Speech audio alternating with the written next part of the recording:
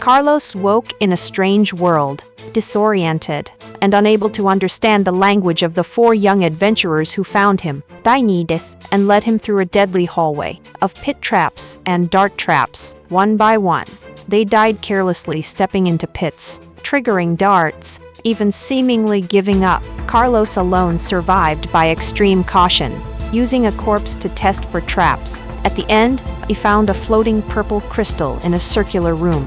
When he touched it, it flashed and he blacked out. He awoke as a disembodied presence in a purple void, communicating wordlessly with the dungeon core. He wished to understand everything. The core strained and granted him a translation spell and mental link. Though it was exhausted, Carlos learned that the core granted wishes to delvers to avoid being destroyed, and that dead people here respawn. He named the core purple and convinced it to leave with him, carrying it out of the dungeon. On the road, they reached the town of Erlin. Hungry and broke, Carlos met Amber, a young mage in training who loved magical theory. She agreed to let him join her party if he promised to stay for at least one adventure. Over stew, she explained the 4 foundations of magic: mana, incantation, meaning, and direction. Carlos was stunned to see that the incantation for a light spell looked exactly like computer code: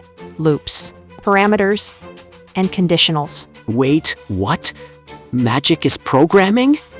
Amber didn't understand his surprise, but his translation magic, thanks to Purple, rendered the code as programming. He tried to cast the light spell but failed repeatedly. Amber explained that knowing the meaning wasn't enough. You had to know it in your soul. Carlos began meditating on each word, learning them one by one. He discovered that the key was forming a wordless conceptualization. He mastered the first word, then the semicolon, and even helped Amber learn it too. Meanwhile, Kindar, the leader of the dead party, confronted Carlos for taking his sword. Carlos returned it, but Kindar threatened him. Later, Amber revealed that Kindar's father, Darmalkhan, had placed a massive bounty on them, 100 gold, because he suspected Carlos had taken the dungeon core intact, not destroyed it. They fled Erlin, buying supplies and laying false trails. On the road, they encountered a bear. Carlos froze, terrified, but Amber used prepared spells to wound it, and Carlos's wild sword swings drove it off.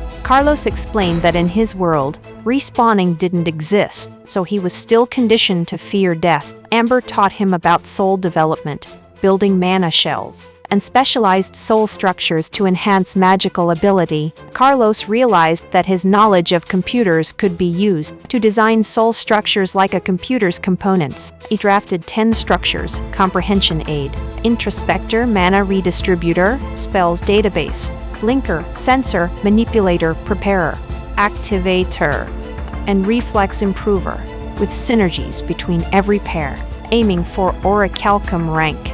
To escape Darmalkhan, they bought a teleportation scroll from Enchanter Tournay, paying with the secret of mastering the semicolon. But Tournay secretly alerted the guild, planning to intercept them. They altered the scroll's destination with Purple's help, landing in a remote wilderness instead of the capital. In the wilderness, Carlos finally cast his first light spell. He felt mana flow and the spell succeed. Amber scouted and found a cave, where they moved camp. Purple, now resting, revealed a problem. It had tried to make a soul structure itself, but the mana wouldn't accept the concept. Carlos promised to help figure it out. Back in Trillin, Tournay learned that the teleport didn't deliver the core. The guild ordered him to find it, or face ruin. He tracked down Darmalkhan, and they struck a deal. Darmalkhan would share his lead in exchange for 75% of the core's Mies assessed value.